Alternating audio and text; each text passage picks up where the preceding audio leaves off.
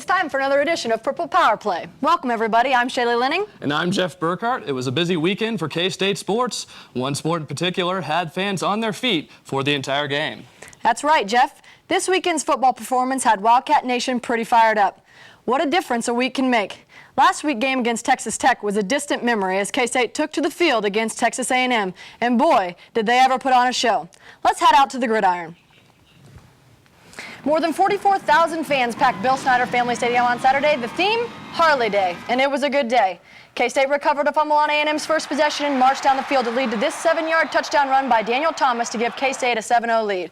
After the dominating run, K-State turned to its passing game. Grant Gregory connects with Mr. Reliable Brandon Banks, who had another big day for the Wildcats.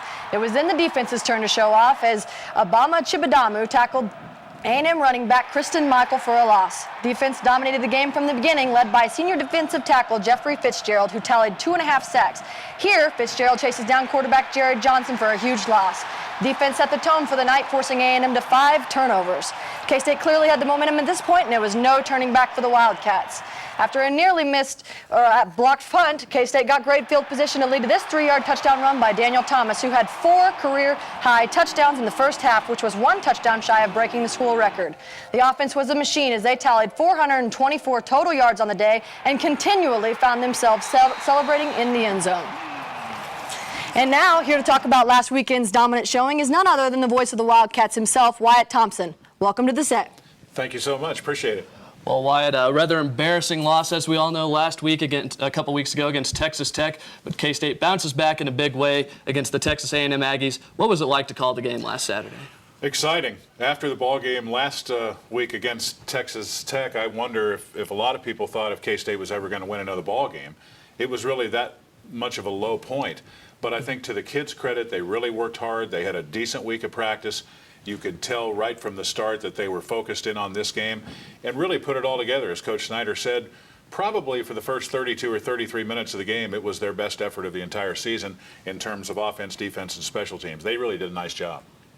What would you say is the biggest difference between the team from last week compared to the week before in Lubbock? Well, I think in fairness, a couple of different things. Texas Tech playing there is one of the absolute hardest places to play Shalee in the league. I think everybody would understand that.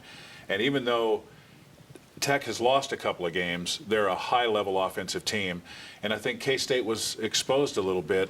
They don't have the fastest defensive team in the league by any stretch of the imagination, so there was some being exposed there. Then of course, when you can't run the football, and K-State had a tough time running it at Tech, then it just compounds problems. You get into the A&M game where they're a younger team and on the road for the first time, it looked like K-State was the more talented, more experienced team. So, Wyatt, we got a big game coming up this weekend. Of course, Colorado coming off of that tremendous upset over the Kansas Jayhawks, 34-30 in Boulder. What do you expect to see this weekend in what looks to be a very pivotal matchup in the Big 12 North? Well, Colorado is like Kansas State, improving. They have also changed quarterbacks. They have gone from Hawkins to Tyler Hansen. They've tried to redshirt this young guy a couple of different times, but I think our fans will see him this weekend in that he is a real dual threat guy. Very good on the run, in and out of the pocket, makes very quick and good quality decisions, and he's got a stable of running backs behind him that are really talented players.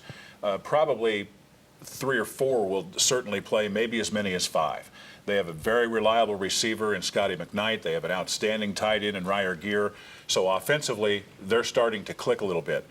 They've been dominant against the run in 2 Big 12 games at Texas and at home against Kansas, but they've been kind of a sieve against the pass. So it's really going to be an interesting matchup this weekend. I look forward to seeing it. Wyatt, we appreciate the insight. Thanks for coming on the show. You bet, guys. Good to see you.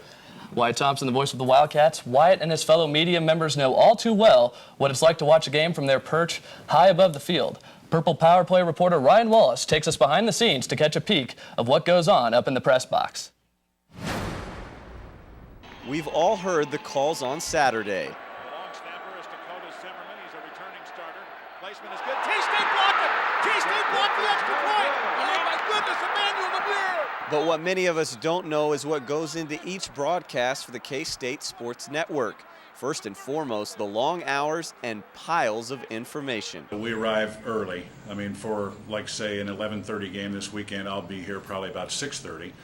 So that's part of it. And then the rest of it is just kind of getting into the right mindset of being able to, sit down and do, a lot of work, a lot of important work in about a 4-hour stretch. And being right there is really a big deal.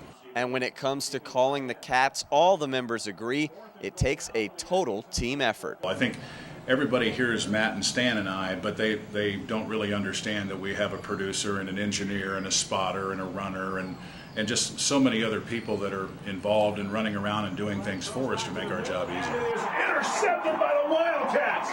Picking it off is Terrell Miller. While Wyatt Thompson and Stan Weber have their jobs, maybe the most unique comes from sideline reporter Matt Walters, who admits it took some time getting used to. I'd say one thing that really stood out to me when I first got down on the sidelines in Coach Snyder's last year was the speed of the game.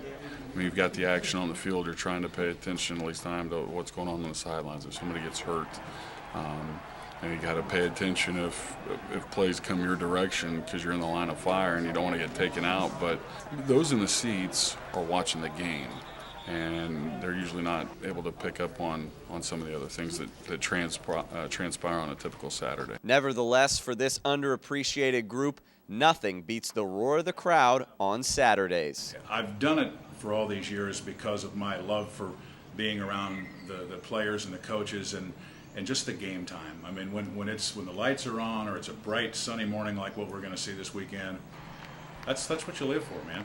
That's what everybody has passion for the game. Ours is a little different, but yet not really either. It's a great thing to be involved in this.